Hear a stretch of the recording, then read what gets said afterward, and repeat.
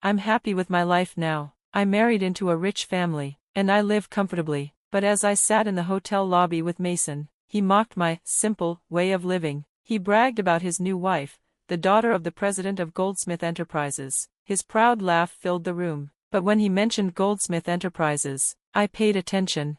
The name was familiar, but I couldn't remember why at first. Then it hit me, and I almost laughed at how much he was bragging without knowing the full story. My name is Patricia. I'm 37, married to Mason, and I work at my family's real estate company. I mostly handle office work, while my father, who is the president, makes big decisions. I'm their only child, so I'll run the company one day. I try to keep my work and marriage balanced, so I don't talk much about my degree or my future role. I don't want Mason to feel small. He only finished high school and works at a moving company. It's hard work, and I respect him for it.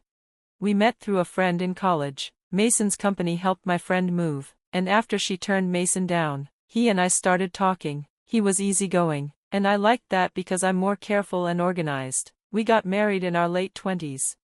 At first, things were good. His parents accepted me warmly. Mason's job was tiring, but he always came home and thanked me for waiting for him at dinner. I felt lucky to have him.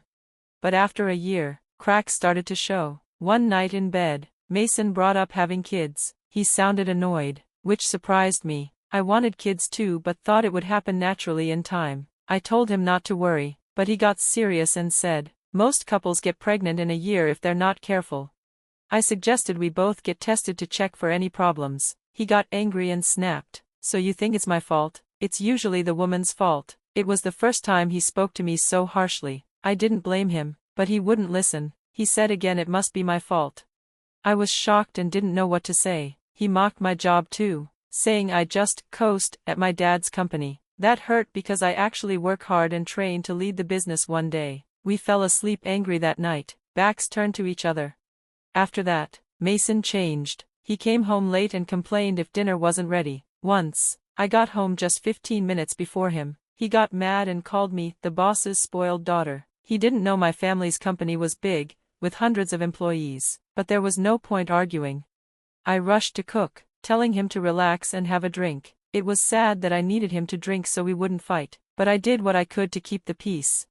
The next day, he told me again to have dinner ready when he got home. I sighed and focused on my day. I had taken the day off to get fertility tests. Mason wanted them but refused to get tested himself. It felt unfair, but I wanted answers.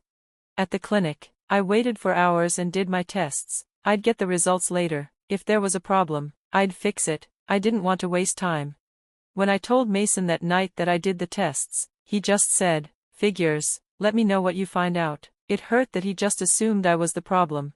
6 years passed. I turned 37. We still didn't have kids. Mason seemed to have given up. He stayed out late, sometimes all night, saying he was out drinking and singing karaoke. It felt like he didn't care anymore. I was busy at work, but his behavior made things worse.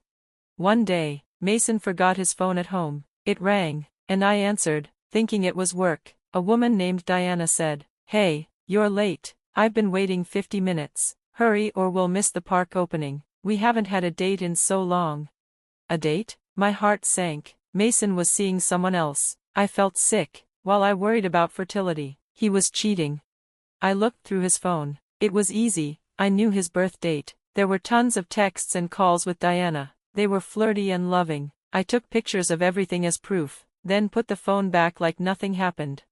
A month later, my dad called me into his office to talk about something serious. I was already stressed from Mason's cheating, and now work needed me more too.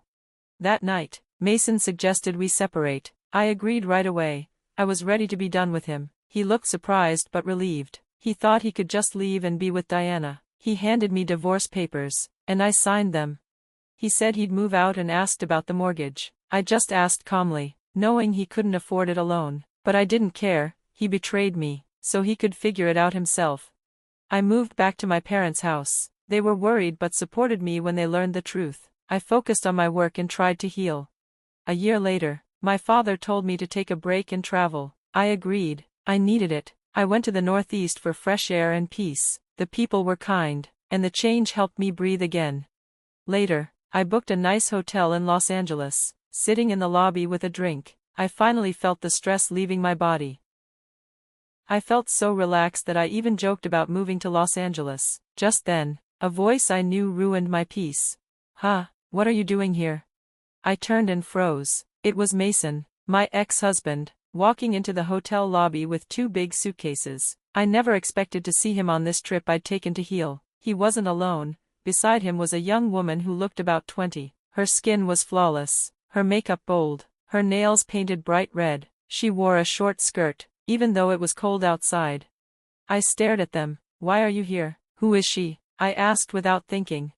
Mason grinned, happy to show off. "This is Diana, my new wife. We're on our honeymoon. She's the daughter of a rich businessman." The name Diana made my heart drop. She was the same woman from that phone call I answered months ago. Mason looked so proud to have married someone young and rich. "You're here alone? How sad." Mason sneered. Diana looked me up and down and smirked. "Hey Mason, is this your ex-wife? She looks old. Come on, let's check in," Diana said, rolling her eyes. Mason put his arm around her and bragged, "Yeah, I'm all set now. Marrying rich was the best thing. You keep living your boring little life." He laughed loudly, ruining the calm hotel vibe. Then he added, "Diana's dad owns Goldsmith Enterprises. They're loaded. They even paid off my old house. So thanks for the easy divorce, Patricia." I stayed calm. "Goldsmith Enterprises? I know that building downtown. I've been there." Mason looked surprised. "You've been there? Well, her family owns a huge company. Leaving you was the best thing I ever did." I nodded. "That building? It belongs to my dad. It's one of our properties." They both stared at me, confused. I explained, "My dad's company owns that building. Goldsmith Enterprises rents it. It's a nice place. My dad paid around $500 million for it. Lately, he's been annoyed because one of the tenants hasn't paid rent for months." "That's your company?" Diana laughed like I was joking. "No way, our company's doing fine." But she looked worried. I didn't want to argue, so I called my dad right there. "Hi Dad, can you send me that rent notice for Goldsmith Enterprises?" He sent it in minutes. I showed them the letter, proving they owed 4 months' rent.